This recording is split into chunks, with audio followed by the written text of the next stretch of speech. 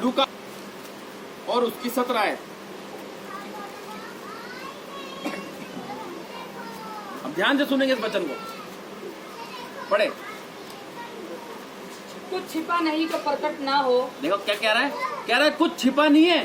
क्या आप सोच रहे कि हम जो काम कर रहे छुपे छुपे कर रहे? नहीं, कह रहा है कुछ छुपा नहीं है जो प्रकट ना हो, और ना कुछ गुप्त है जो जाना ना जाए। कह रहा ना कोई गुप्त है जो जाना ना जाए। आज आप सोच रहे हो कि हम गुप्त में जा रहे हैं, क्या कहते हैं, मिलने जा रहे हैं, आइसक्रीम खाने जा रहे हैं, कुछ कर रहे हैं, तो आप सोच रहे हो कोई देख नहीं रहा।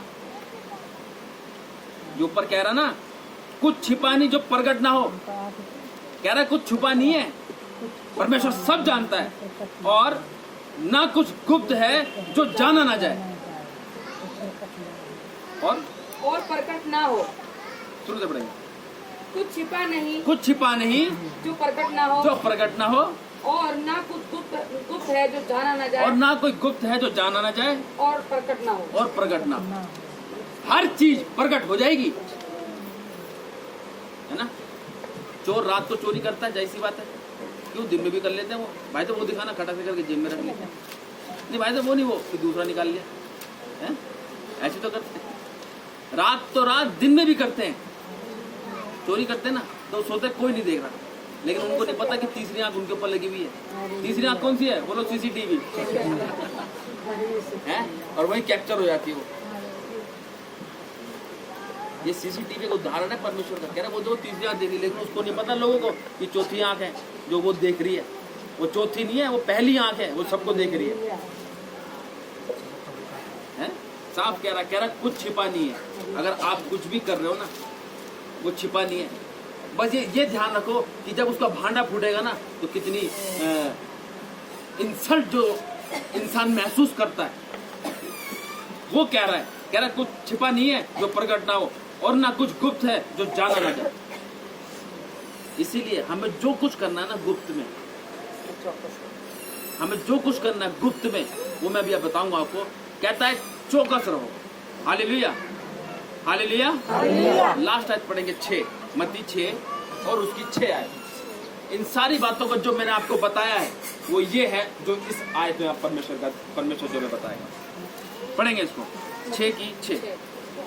परंतु जब तू प्रार्थना करे, कह रहा परंतु जब तू प्रार्थना करे तो अपनी कोठरी में जा, और द्वार बंद करके अपने पिता से जो गुप्त में है प्रार्थना कर। क्या कह रहा है? जो गुप्त में है उससे प्रार्थना कर, तब तेरा पिता जो गुप्त में देखता है तुझे प्रतिफल देगा। हालेलुया। तो हमें कौन सा फल चाहिए? सड़े हुए सेब चाहिए, अच्छे वाले सेब चाहिए? अच्छे वाले सेब चाहिए ना भाई, है ना भाई? अच्छे वाले सेब खाने ना, तभी तो माइंड और शार्प होगा, है? ये है सारी बातों का।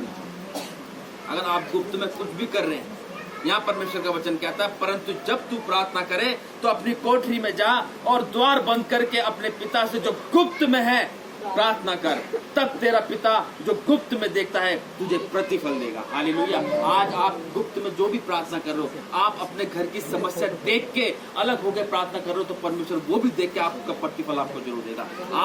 आपने परमेश्वर में 1 सेकंड की भी प्रार्थना आपकी व्यर्थ नहीं जाएगी, उसका प्रतिफल परमेश्वर आपको जरूर देगा, क्योंकि परमेश्वर का वचन हमसे कह रहा नहीं कह रहा? कोठरी में जा, द्वार बंद कर, है करके अपने पिता से जो गुप्त में है प्रार्थना कर।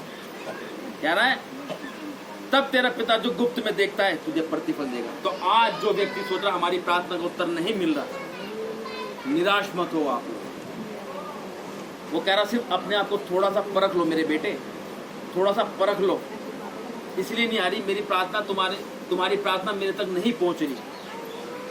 इसको एक बार देखो तो सही, परखो अपने आप को कि मेरी प्रार्थना क्यों परमेश्वर के पास नहीं गई, कहां रुक रही है, कहां दिक्कत आ रही है। जिस दिन उस दुखती नस को पकड़ लोगे ना आप और उखाड़ के फेंक दोगे, गोली की तरह जाएगी प्रार्थना, फिर ऊपर गोली की तरह। हालेलुया। कहते हैं ना स्वर्ग और पृथ्वी के बीच में दुष्ट आत्मा काम करती, जो प्रार्थनाओं को ऊपर नहीं जाने देती। कह रहा उनको भी चीरती हुई जाएगी फिर यीशु के नाम से भी। Hallelujah, hallelujah, hallelujah, hallelujah. तो परमेश्वर का धन्यवाद करते हैं, सुंदर वचनों के द्वारा परमेश्वर हम सबको आशीष दे। हालेलुया।